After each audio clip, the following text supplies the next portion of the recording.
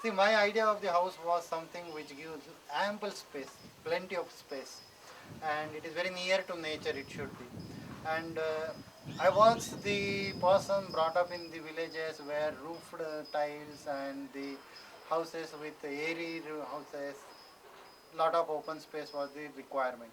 And if I go for the house which is conventionally built with cement and lot of plastering, which I really hate, cement I doesn't like very much.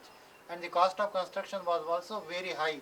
And the budget the people gave me, it was possible to build only a house which was similar like a rented house. No possibility of giving a big house.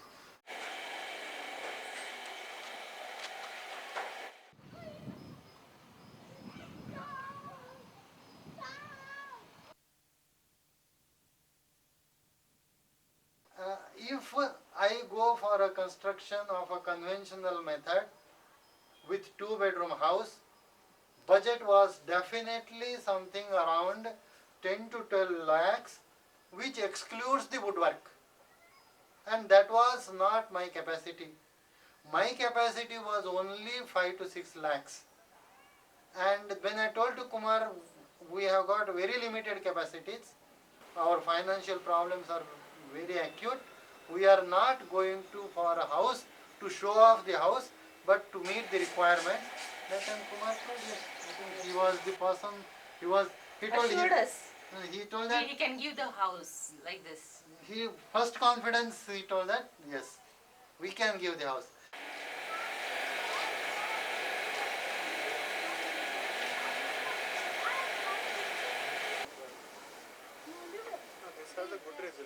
Another thing what I felt with Kumar is he used to ask us 101 questions. He used to ask, we want a two-bedroom.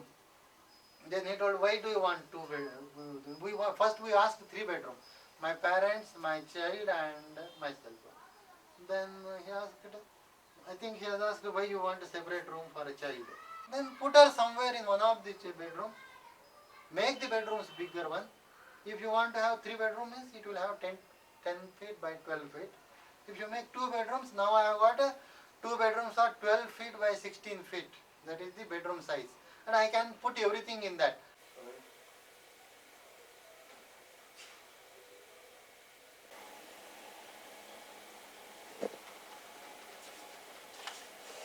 You want a dining room by 8 by 12 or 10 by 12.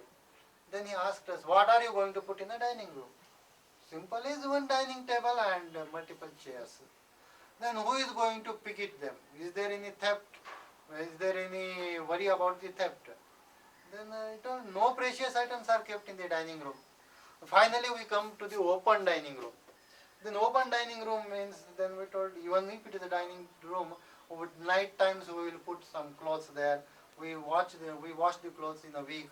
Lot of clothes will be there to be washed. Then when some visitors comes, those clothes are to be dried. We will be using dining area also as a clothing, drying the clothes.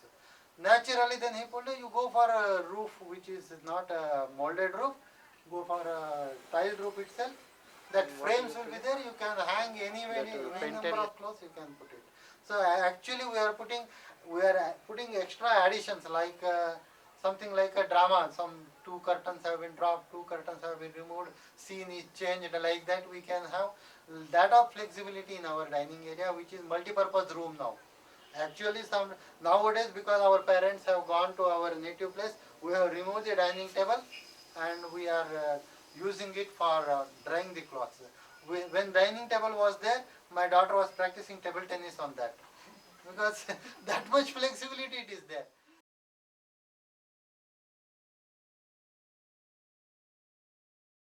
Our daughter is in the 10th standard. Now she puts some on music, she got Sufficient place to dance also. Called some 6 students.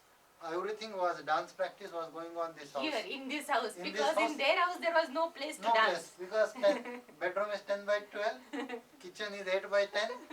Our hall is full of furniture, no space. So all of them came here. They enjoyed the house. They enjoyed a stay there 1 week. They were every day they were coming, practicing, and doing all.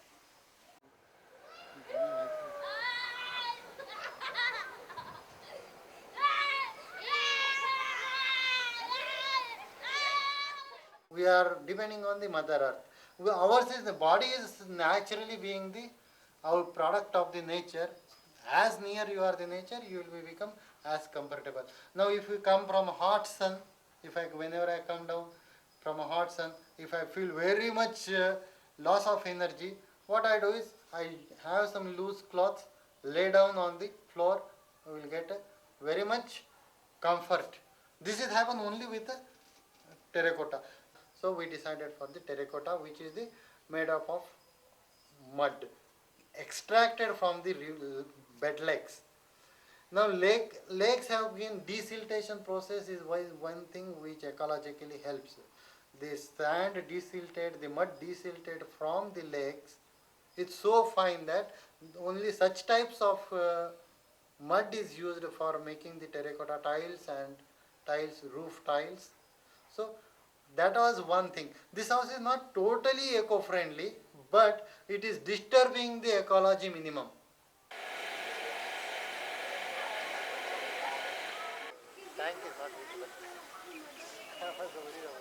It has got minimum cement used. Even my cement supplier told, sir, you have not at all purchased any cement from me. He has shown me the comparative statement, how much cement people are using, how much cement you have used. Because cement requirement, the composition of cement into the mortar itself is very less. There was very minimum cement requirement was there. Foundation is without a cement. Foundation, our Kumar has told that cement is very strong, it resists the flow of the water. In this area, groundwater swelling during the rainy season was very high. So once groundwater swelling is very high, naturally cement will try to block it, try to resist it. Up till one capacity it will resist. After its capacity is over, it will give a crack. Foundation given the crack, it gives a crack into the wall. So instead of that, here is a foundation with a sand and stone, layer of sand and stone. Sand and stone naturally it becomes so porous and gives way to the water. Excess water which comes in the rainy season, it is pushed out naturally by gravitational force. It has happened, we have observed it during construction. During construction, while near the wall, we were to dug up for the sump, and the foundation got opened for some part of it, 1 or 2 feet it got opened. Not even a single granule of the sand was moved from the place. It has not collapsed, it has not caved in. And that was the confidence which has given to us that the sand foundation with stones gives a very much sturdy situation even in a ground level water increase or decrease. And we have very much confidence, we have got very much belief and strength that what we have selected is the best. It's a nice house. A lot of things were designed very well. It fitted in with their needs. It was done very cheap. And the element, the good thing, the good thing that came out of it, in my opinion, was the kind of, there was an acknowledgement from his side and from our side that the issue is not about how much money you can spend. The issue is not about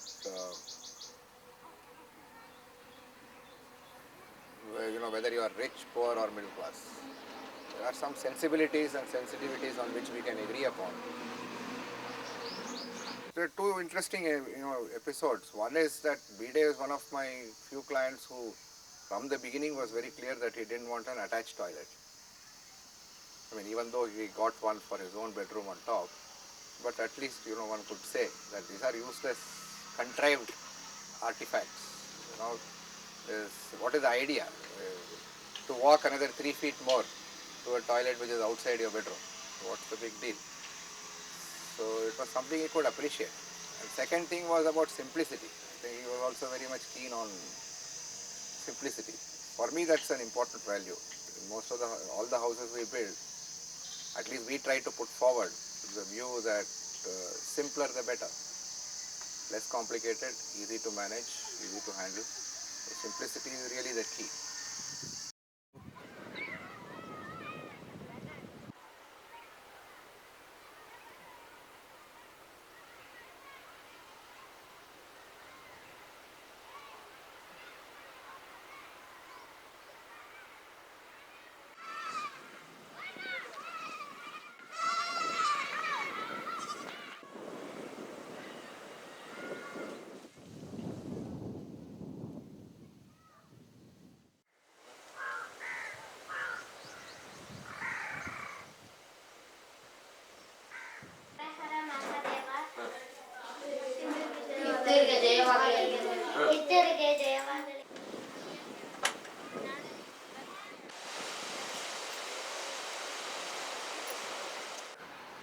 Neelbaug was started as a rural school by Mr. David Horsburgh, an Englishman, about over 30 years ago. Uh, David had worked at Rishi Valley, and he wanted to bring in a new dimension into education.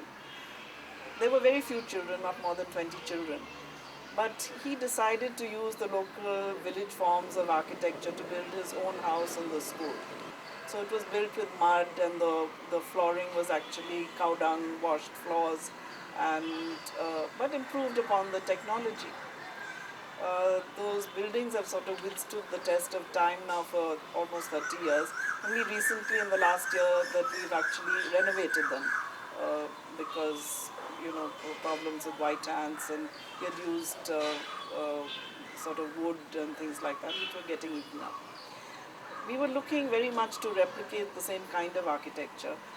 One thing certainly for any NGO that is very important is that you do something which is low cost. We want something low cost, we want something functional, we want something aesthetic, we want the buildings to be safe for children. So in a sense, those were all our directives to Mr. Kumar and his team. Uh, I certainly did go and look at some of his work. I looked at the women's shelter in Kolar, built for Vimochana, and I was impressed by the aesthetics, by the use of local materials, and the fact that the costing was really low compared to any kind of costing that you look at today. So we decided to work with CEDS on this project, and I have to say that by and large we're very happy with the outcome. It met all our expectations. It has been extremely low cost. The cost was well under 300 rupees a square foot. The aesthetics have been good. It's been easy to maintain because certain things we decided to change, that we'd go for metal frames for the roofs and so on rather than use casuarina wood, because in the long term the maintenance was going to be easier for us. And the children find it a comfortable environment. The classrooms are very sort of open and open to the outside environment, and yet sheltered enough to give them privacy within a classroom.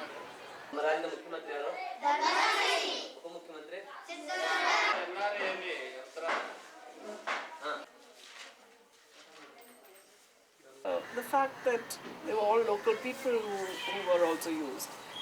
People to do thatching, to do the mud walls, to bring in the local granite and materials like that.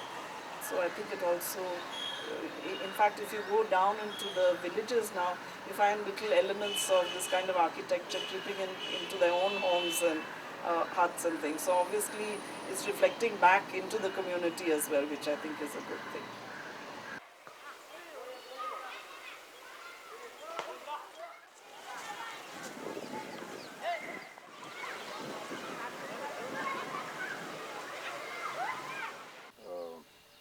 I am not a trained architect. I joined the center in 1983. That's the CEDS collective.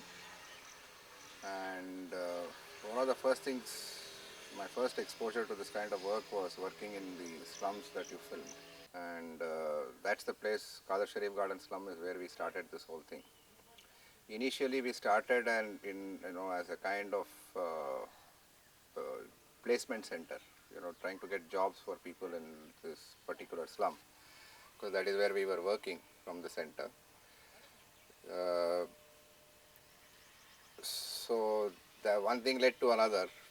But the first initiative was to get people informal jobs, and that was the time when it was in the late 1980s, 87, 88, around that time, where many of these public sector companies were beginning to take outsource, the low-end jobs like office boys, cooks, cleaners, things like that.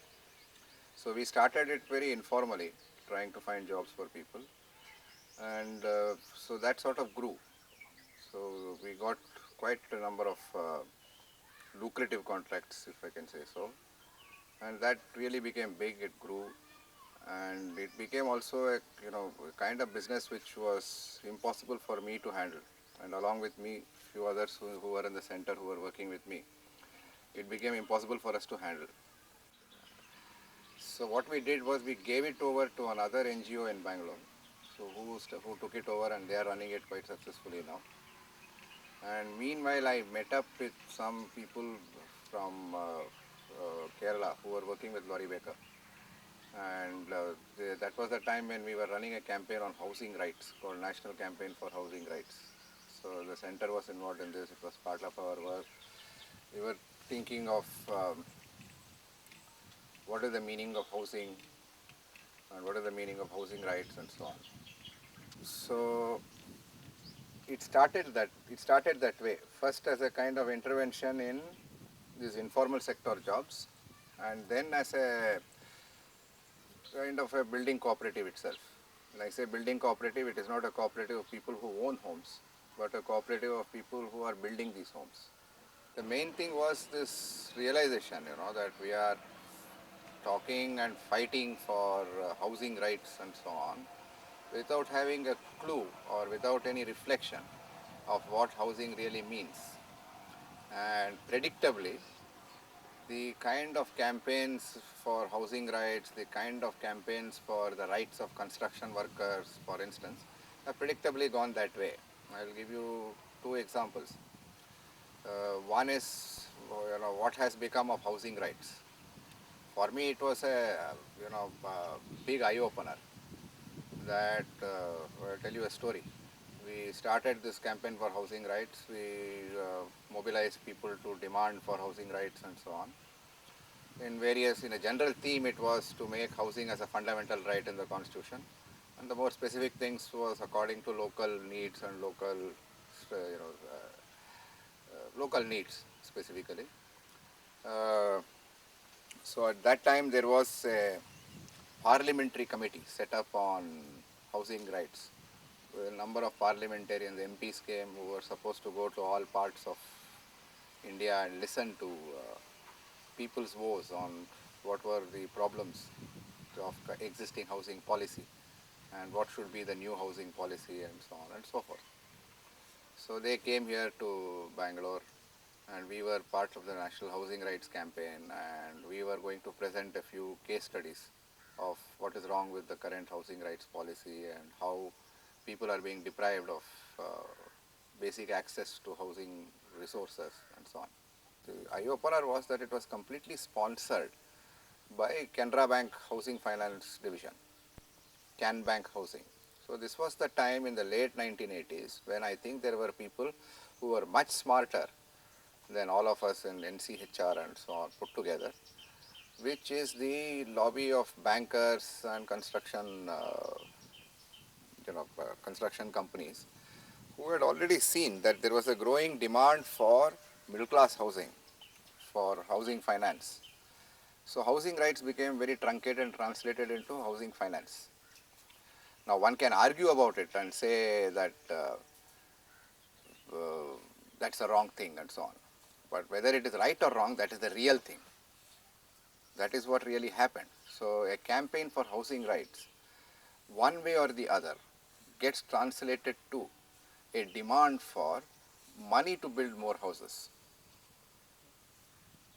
That's the bottom line. That's the reality. I mean, one can analyze it and one can, break down economic theories to say that why this is happening and so on. But bottom line is this is what happened. And for me, that was an eye-opener. It was completely an eye-opener. We never thought that this is what is going to happen or this is what was in the cards. That was one. Second thing is, if you take, during the same time, there was also another big campaign for the rights of construction workers. Now, what has happened to that campaign? There was some efforts to start a cooperative of construction workers to take up projects which a construction workers cooperative can take and build and so on. Some of it I think has been done in Delhi. I am not sure of what their actual existing practices are. But the point remains that finally when a kind of a policy or a bill was produced by this campaign for construction workers, it was nothing else but nothing else but a proposal for a major effort to track and coordinate movement of people from village to cities.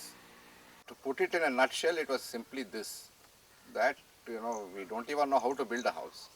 Then what are what are we talking about housing rights for? That is what prompted me to start this. And that is when we started taking up.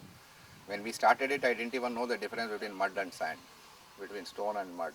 Nothing, absolutely nothing. We just jumped into it, got a couple of projects, made mistakes, but worked with a lot of sincerity and then started from there. So this is a story of last almost 15 to 18 years.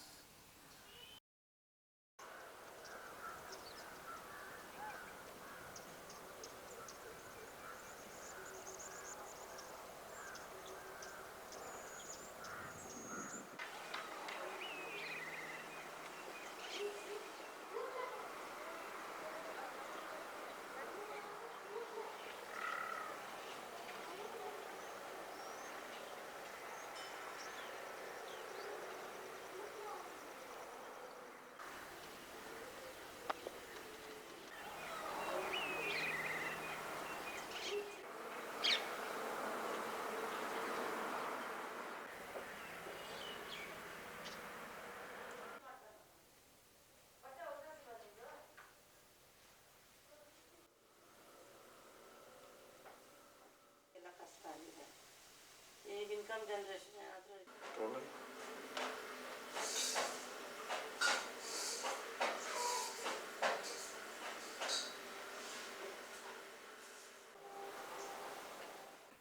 Violence against women main work ಬಂದು violence against women ನಲ್ಲಿ ಕೆಲಸ ಮಾಡ್ತಾಯಿದ್ದೆ. ಈ ಇದರಲ್ಲಿ 25 ವರ್ಷಗಳಿಂದನೂ ನಾವು ಮಹಿಳೆಯರ ಬಗ್ಗೆ, ಮಹಿಳೆಯರ ಮೇಲೆ ನಡೆಯೋ ದೌರ್ಜನ್ಯದ ಬಗ್ಗೆ ಆಲ್ ಓವರ್ ಇಂಡಿಯಾ ಅಷ್ಟೆಲ್ಲ AWHRC Asian Women's Human Right ಕೌನ್ಸಿಲ್ನಿಂದನೂ ಕೆಲಸ ಮಾಡ್ತಾ ಬಂದಿದ್ವಿ. ಅಂದರೆ ನಮ್ಮ ಬಹಳ ದಿವಸದ ಒಂದು ಕನಸು ಶಾರ್ಟ್ ಸ್ಟೇ ಹೋಮ್ ಇರಬೇಕು ಮತ್ತು ಡಿಫ್ರೆಂಟ್ ಆಗಿರಬೇಕು. ಎಲ್ಲ ಶಾರ್ಟ್ ಸ್ಟೇ ಹೋಮ್ ಥರ ಇರ್ದಿರ ಒಂದು ಡಿಫ್ರೆಂಟಾಗಿ ಯಾವ ರೀತಿ ಅಂತಂದರೆ, ಒಂದು ಹೆಣ್ಮಕ್ಳು ಮನೆ ಬಿಟ್ಟು ಬಹಳ ನೋವಿನಿಂದ ಬರ್ತಾರೆ, ಅವ್ರಿಗೆ ಇರೋಕ್ಕೆ ಜಾಗ ಇರೋದಿಲ್ಲ. ನಿಜವಾಗ ಹೇಳ್ಬೇಕಂದ್ರೆ ಇದನ್ನು ನಾವು ಯಾವಾಗೂ ಮಾತಾಡ್ತಾ ಇದ್ವಿ. ಇದನ್ನು ನಾವು ನಮ್ಮದೇ ಆದ ಶ್ರಮಿಕ್ ಇದರಲ್ಲಿ CHCನ ಒಂದು ಪ್ರಾಜೆಕ್ಟ್ ಅದ ಶ್ರಮಿಕ್ ಇದರ ಕೋಆರ್ಡಿನೇಟರ್ ಆಗಿ ಕುಮಾರ್ ಏನು ಕೆಲಸ ಮಾಡ್ತಾಯಿದ್ವಿ, ಅವ್ರ ಮುಂದೆ ನಾವು ಯಾವಾಗೂ ಇದನ್ನು ಹೇಳ್ಕೊಳ್ತಾ ಇದ್ವಿ. ಆ ಕನಸನ್ನು ಇದು ಸಾಕಾರ ರೂಪವಾಗಿ ಇಲ್ಲಿ ಇವಾಗ ತೆಗೆದುಕೊಂಡು ಬಂದಿದೆ. ಶಾರ್ಟ್ ಸ್ಟೇ ಹೋಮ್ ಇಲ್ಲಿ ಮಾಡ್ತಾಯಿದ್ದೀವಿ. ನೊಂದೇ ಹೆಣ್ಮಕ್ಳು ಬರ್ತಾರೆ, ಇಲ್ಲಿ ಉಳ್ಕೊಳ್ತಾರೆ. ಆದರೆ ಒಂದು ಪ್ರಾಬ್ಲಮ್ ಏನಂದರೆ, ಇಲ್ಲಿ ಉಳ್ಕೊಂಡವರು ಮತ್ತೆ ಹೋಗೋದಕ್ಕೆ ಸ್ವಲ್ಪ ಹಿಂದೆಟ್ಟಾಗ್ತಾರೆ. ಈ ಪ್ಲೇಸ್ ಅವ್ರಿಗೆ ಅಷ್ಟು ಒಂದು ಇದನ್ನು ಕೊಡುತ್ತೆ. ನಮಗಿಂತ ಹೆಚ್ಚಾಗಿ ನಾನು ಹೇಳ್ತೀನಿ, ಈ ಪ್ಲೇಸ್ ಅವ್ರಿಗೆ ಒಂದು ರೀತಿ ಸಾಂತ್ವನ ಕೊಡುತ್ತೆ ಅಂತ ಹೇಳ್ಬಿಟ್ಟು, ಬೇರೆ ರೀತಿ ಆಗಿರೋದ್ರಿಂದ ಬೇರೆ ಶಾರ್ಟ್ ಸ್ಟೇ ಹೋಮ್ಗಳಲ್ಲಿ ಒಂದು ರೀತಿ ಬಾಗಿಲುಗಳು ಹಾಕ್ಕೊಂಡು ಒಳಗಡೆನೇ ಇರಬೇಕು, ತುಂಬ ಸೆಕ್ಯೂರಿಟಿ ಇರುತ್ತೆ, ಅವ್ರಿಗೆ ಭದ್ರತೆ ಹೆಸರಲ್ಲಿ ಅವ್ರನ್ನ ಒಳಗಡೆನೇ ಇಟ್ಟಿರ್ತಾರೆ. ಇಲ್ಲಿ ಆ ಥರ ಇಲ್ಲ, ಹೊರಗಡೆ ಒಳಗಡೆ ಎಲ್ಲ ಓಡಾಡ್ಬೋದು. ಮತ್ತು ಇದು ಓಪನ್ ಪ್ಲೇಸ್ ಆಗಿದೆ. ಈ ಪ್ಲೇಸ್ ಅಂತಂದರೆ ರೂಮ್ ಒಳಗಡೆನೇ ಇರಬೇಕಂತ ಏನಿಲ್ಲ. ಮನೆ ಒಳಗಡೆ ತೋಟದೊಳಗಡೆ ಮನೆ, ಈ ಥರ ಒಂದು ನೇಚರ್ ಜೊತೆಗೆ home. I'll tell you a story about why I object to the kind of architecture we do being called unconventional architecture. See, when we first started conceiving of what we should do in Kolar, we have shot that. In Kolar, like, I wanted to build with mud. I had heard that there were other ways of building with mud apart from using sun-dried bricks. Most of the work that I had seen and people I had talked to were talking of building with sun-dried bricks. So I knew that there was another way of doing it. I had heard about it from other people, but it was not visible anywhere. And so one of the, one time, like, I found out that on the way to Hassan, that there were villages where it was built like that. And to my surprise, I mean, if I go today, I notice it every time on the road on both sides. When I first saw it, I must have gone by that, seen that same house 20,000 times, but it never struck me at all. So we just took, went off trying to find people who will build with mud. When we went there, we were not even sure what we wanted. But as we started going there, and then slowly it began to hit me that when I saw the houses right on the highway to Hassan, that these are houses which are built with mud but not adobe style. And neither is it what is known as rammed earth. It's built in a way where you mix the mud and shape the whole house like a potter shapes, on a wheel. Every day you build around 2 feet all around, and the house is sort of gross. So that's how it is built. Later I came to know that it is called cob walls. Those kind of walling is called cob walls. We have introduced that extensively. We have done many projects like that. Kolar was our first one, and there we went in search of people who will come and do it. So I found we went to various villages, talked to many people, then finally found some guys who would come and do this kind of work for us here. So they came, they did it, then the rain started, then they went away. All this time I was under the impression that this was a kind of, a dying art. It was a way of building houses which was no longer viable, which was lost. And there I was thinking that I was recovering a tradition and so on and so forth. So then the month of June, the first building was built and then they went away, saying that promising they'll come back after 2 months. So we waited for a month, we waited for 2 months, they didn't come back. So then we went searching for them again. And when we went searching for them again, it was an utter surprise to me that, these people didn't come back for the simple reason that there was enough work around their own villages. So it made me think like, for whom is this a dying art? When I try to bring them from there and build like that in Bangalore, it's a dying art. But it's not that these people are dying, or neither is that art dying. That way of building is vibrant, it works, it exists, it has an economy, people make a living out of it, and it continues to flourish. It may not flourish exactly in the way that we think it should flourish, but people make a living out of it and they live happily. So happily so that even the higher wages that we give in Bangalore, they don't want to come back for it. It's far more comfortable to live in your village and build for whatever jobs that arise. And the next season those jobs are there. So this opened my eyes to another question of what is this idea of conventional and what is this idea of mainstream. So if you apply it to, if you think about it in architecture, you come to a very simple, you ask yourself a very simple question. Is building with cement, is that mainstream? Or building with mud, is that mainstream? 10 or 20% of people here build with cement. Now that is called mainstream, to which everybody else must join. But if you take sheer statistics and sheer numbers, most of the people build with mud only. Now is that mainstream or not? So that made me ask this question. And interestingly, people don't use the word mainstream, they say conventional. They describe the kind of work we do as unconventional. And that's even more baffling. What do you mean by unconventional? So then I realized that what they are trying to say is, by convention, they don't mean something that has been done for centuries. By convention, they mean that something that has been done till now, we should not do it anymore and we should break on to something new. So the question of rejecting something because it is conventional has nothing to do with for how long it has been done, or nothing to do with whether it is time tested and solid or not. It simply has to do with the fact that if you have to do something interesting, it must be something new. So all they are doing is just underscoring a very old equation that, I won't say very old, a very, let us say, recent equation for the last 150 years or so, that anything interesting, anything creative has to be something that is new. If it is old, it is not creative. If it is old, it means that not much thought has gone into it, that it is only ritual practice. But if it is new, it means that you have buried the old and you have done something new. In this sense, it is also interesting to note that there is almost an automatic conjunction of meaning between being a modern person and being a progressive person. So this kind of architecture has been described as being progressive. It's progressive because it consumes less cement, it consumes less steel. But nobody gives a single thought to the fact that traditional architecture built with mud, built with thatch, and the kind of houses that you see all around you have not been done with steel or not been done with cement at all. But that's not given the status that this is given. So it's almost like, I make fun of it all the time and say, don't call this alternative architecture simply because it is altering the native architecture. So don't alter natives. You leave natives alone, then that itself is alternative.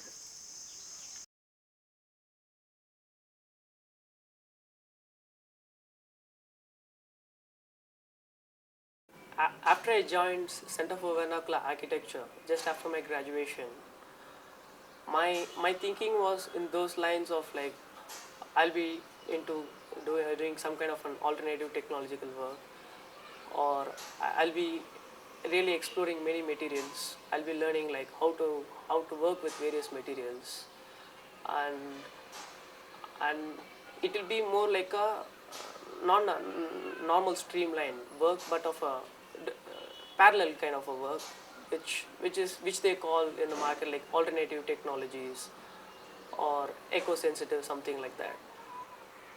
And I was also keen on those kind of work only initially. But after working for almost 2 years with Mr. Kumar, now my thought process has slowly changed. Now I feel that I shouldn't call this as an alternative technology or a parallel streamlined work. I should call this more as this is the kind of work which should be practiced in a place like India, which makes much more sense than what is happening in the market, both economically and ecologically.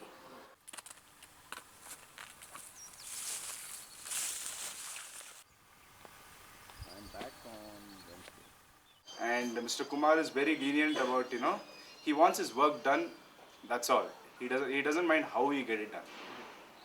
So there's no restrictions on, the amount of work, and he's very lenient regarding that, certain amount of work you postpone it or you prepone it. There are no final restrictions to any kind of work. So I started realizing that after my, training just get over, and I got to know what problems my friends are facing in other firms. Okay, what was that? That is very formal. Be there at 9. You're supposed to leave at 7. You're not going to any sites.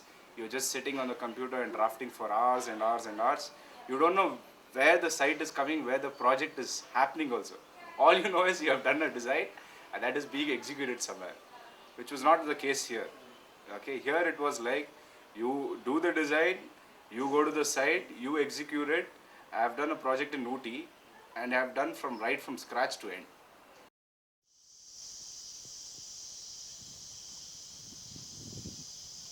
It's everybody's fantasy to have a bit of stream and a bit of water. When I saw the backwaters of this dam, I felt that it was, besides being visually very beautiful, there is a certain tranquility. The other thing about being on the backwaters of a dam, there is also a stream that is like it doesn't flow, so it kind of enhances the feeling of stillness. I was coming from the city, noise, dust, pollution. This kind of stillness appealed to me.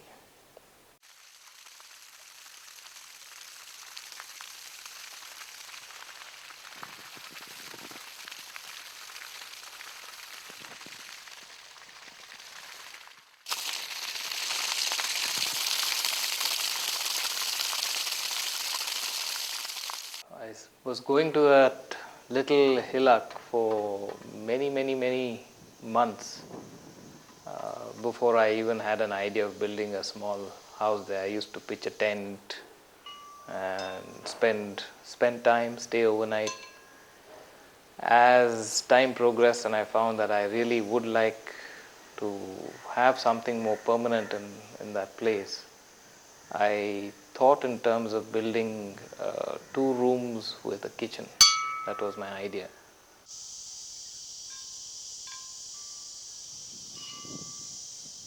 The thing is with Kumar, there is very little basic design, like the plan and what is at the end. Sometimes there is very little connection. So a lot of things are decided on site, on the spur of the moment.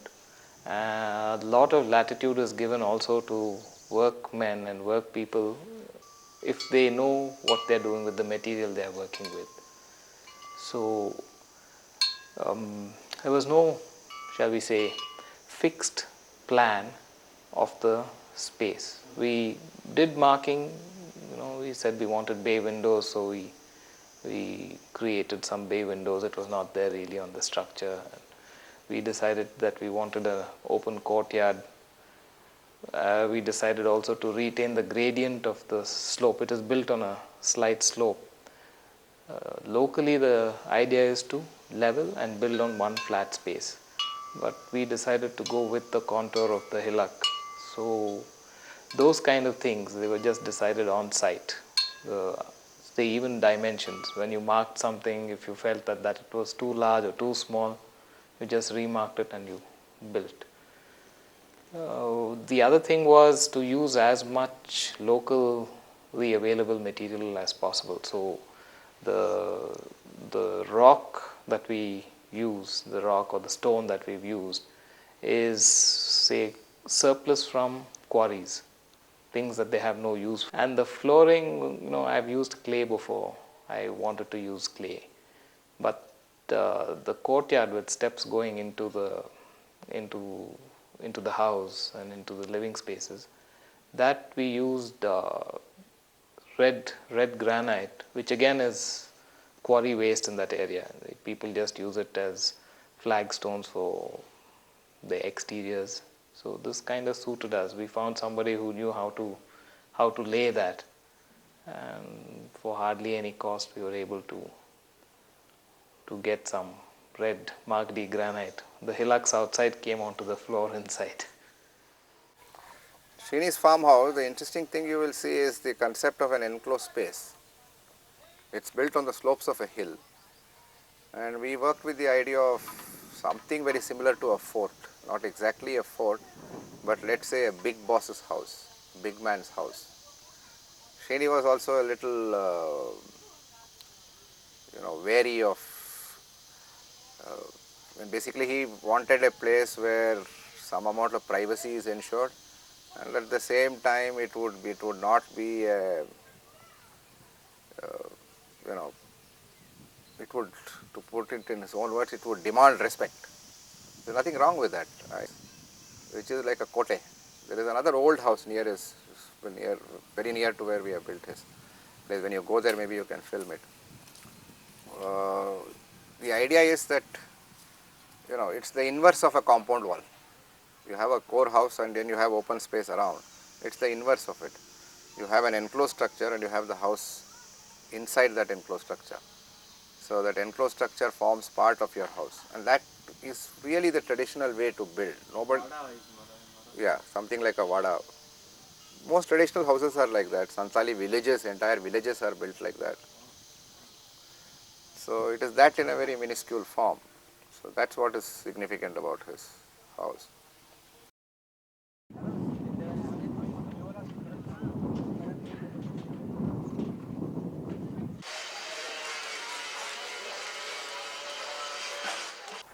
Pupil Tree is basically a trust which runs a couple of schools in Bellary. When we set out to build a school, we set out to basically change the way schooling is perceived and the way schooling is carried out in this part of the world. First of all, we wanted to fight the box. Right? Everything about the box was really revolting. So we wanted to, in other words, literally think out of the box. So when we wanted to break the box, naturally what came out of that was a very well spread out building buildings which were more free flowing than your regular very predictable box like structures what you see in many schools today. The way the space has been divided has been very interesting. The idea was when I gave a brief to the architect that we need to build a space for everything which we do here. Now, meaning if there is a place to sit, we need to plan it. If there is a place to chat, we need to plan it. If there is a place to dance, we need to plan it. Everything needs to be planned and integrated into our structure, into our campus, into our buildings. So that's how we evolved this kind of built-up space, which we eventually translated into our buildings. And rest of all was our own personal commitment to vernacular style of architecture, because Bellary and surrounding areas is endowed with very beautiful building style, the kind of material which is available, the kind of architecture which has been here for forever is so beautiful that we wanted to bring it to the campus, give it a feel as if this whole building has erupted out of its own natural surroundings which where it belongs.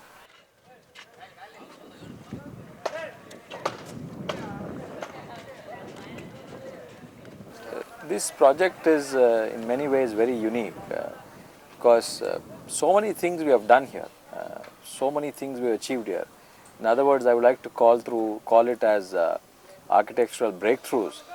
I'm a layman, but I can understand a hell of a lot about what has been achieved here. For example, if you look at the buildings around, there's so much of play of elements.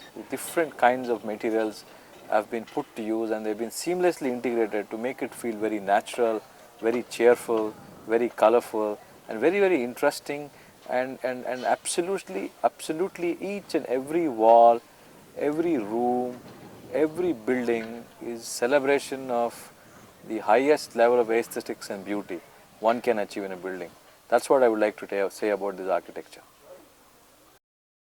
Bellary, what we have done is random rubble. That came about quite by accident and also because I had worked with these masons in a project I did in Sangli. So I am very proud of the work that's done in Bellary. Many things, are become very clear. They are sort of declarative statements that if you want to do random rubble, you build with mud. So actually building with cement simply increases the cost of the building and introduces a material which is unnecessary. And the other that actually nothing else, that's the most dramatic improvement in the kind of work that we have been doing in Bellary has been the experiments with random rubble. And for this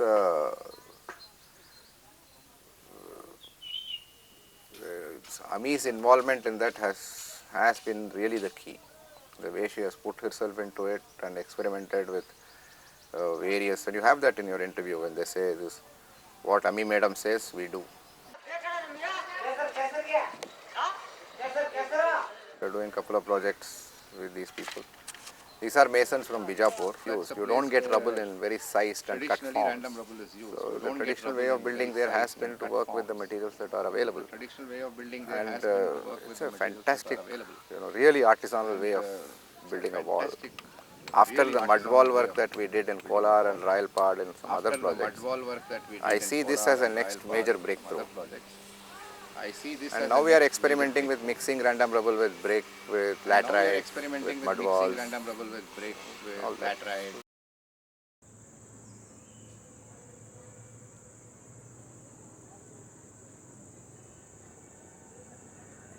In case of Elizabeth's house, the interesting thing was the flooring that we have done.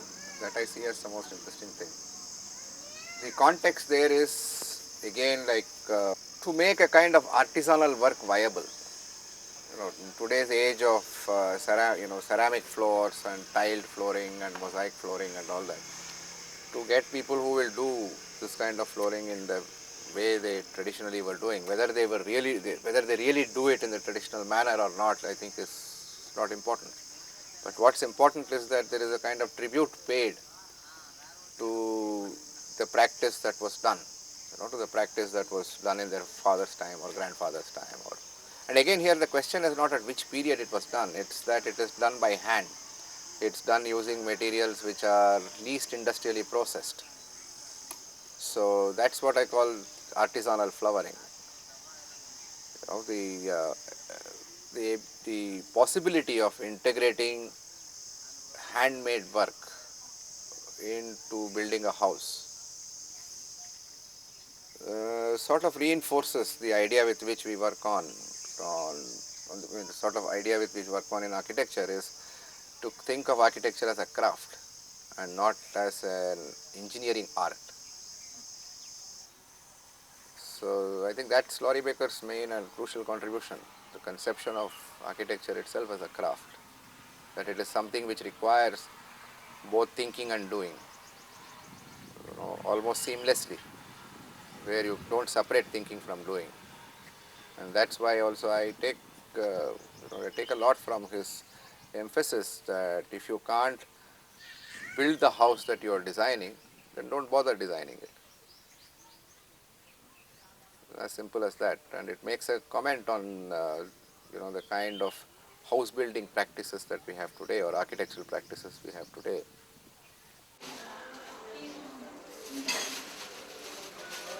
I must say I don't like spaces which are cut into very small rooms with dead corners. I like big spaces without walls. So since we could build a house, we could afford the space, so we decided to build it this way. As you can see, there are no walls, there is no kitchen or living room or dining room, all the spaces are communicating, and there is no function as such of any. So that is my idea. My luxury is space.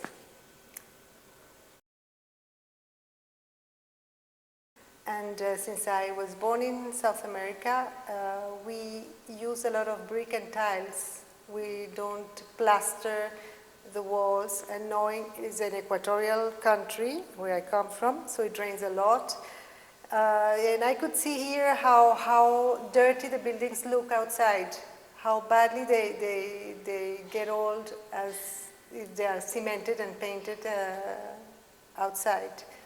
So I thought that the brick was really the best option for this kind of weather. Aesthetically also in terms of maintenance, costs. As I told you, I like big spaces, and I know for what I have seen here in India, you like the puja room, the rooms, you like to, maybe because there's no intimacy in such a populated country, you build very small rooms, a lot of small rooms, which makes the building extremely dark. I also noticed that the windows were quite small, grilled, so the light in the spaces is very poor. Kumar has been extremely modest and extremely intelligent, because he understood my needs and my desire. I didn't knew what I wanted, exactly what I wanted, and he just followed my desires, and I thank him for that, because I really live in my dreamt house. When we did a project in Sangli, there were two other people who were building with exposed brick. Okay, Laurie Baker technology, as it is called. So he took us to their house, and one of the guys was an English professor, and he was building with exposed brick, and it was, I didn't particularly take to that building because it was not done with a certain, neither this particular professor's conception of the building, nor the architect who had designed it from Pune, or the contractor who was building it. None of them were doing it with a certain exuberance. That exuberance was completely lacking in the way the building was structured and designed and being executed. So Prasanna made this comment which has struck in my head, like we both laughed at it and said, so this is what they think of exposed brick. The idea was that, that this is a kind of cultured, he said that they were cultured people in coats. It's a difficult meaning to translate. We have to talk more about it because on the one hand I am appreciative of that, on the other hand I am very cautious about it, because it is that kind. It's a search for. It's an expression of a search for roots. It's an expression of a search for ethnicity.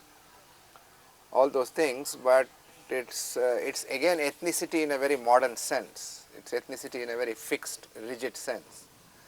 It does not have the flexibility that genuinely ethnic communities or genuinely ethnic cultures practice.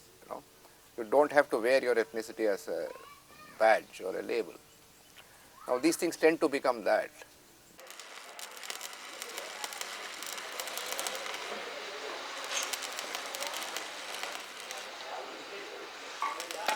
So they tend to become a kind of a badge or a label to proclaim that you love nature, you don't want to cut trees, that you are very sensitive about the tremendous wastage of water, so you want to harvest rainwater, and you are very much proud of your Hindu heritage, so you have carved doors in your front of the house.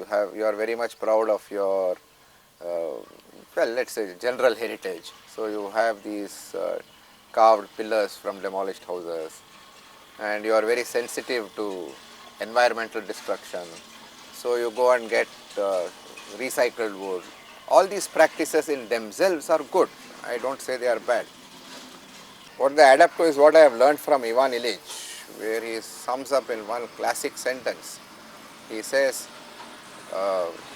modernity cherishes most what it destroys. So it's a kind of new cultivation of tradition that you are seeing around, where I won't even call it sentimental. It's not about sentiments. There is a genuine sense of loss which is felt. One must give it that. That loss is there.